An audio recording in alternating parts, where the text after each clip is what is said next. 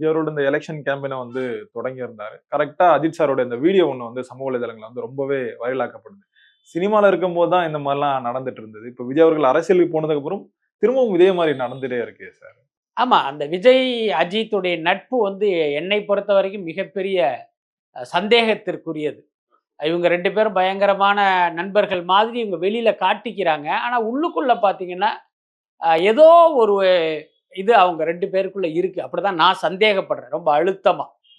ஆரம்ப காலம்லாம் எனக்கெல்லாம் தெரியும். இவங்க 2 பேருக்குள்ள ஒரு பெரிய போட்டி இருந்தது. போட்டியை தாண்டி பொறாமையும் இருந்தது.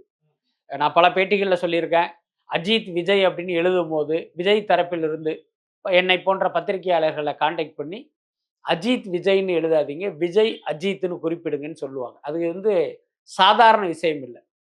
மக்கள் பார்த்தீங்கன்னா, எம்ஜிஆர், சிவாஜி, ரஜினி, கமல்னு தான் சொல்லியே பழகியிருக்காங்க. அப்ப இதன் மூலமே நீங்க வரிசைய புரிஞ்சுக்கலாம். எம்ஜிஆர் நம்பர் 1ன்னா சிவாஜி நம்பர் 2. ரஜினி, கமல் அப்படின்னு சொல்றாங்க அப்படின்னா, ரஜினி நம்பர் 1, கமல் நம்பர் 2.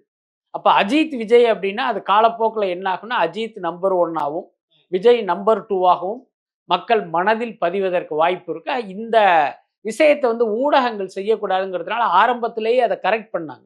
விஜய், அஜித்ன்னு சொல்லுங்க அப்படின்ட்டு. அதனால தான் இன்றைக்கு விஜய் நம்பர் 1 ஆகவும், அஜித் அதுக்கு கீழயும் இருக்கிறாரு. அந்த அளவுக்கு இவங்களுக்குள்ள ஒரு போட்டி இருந்தது.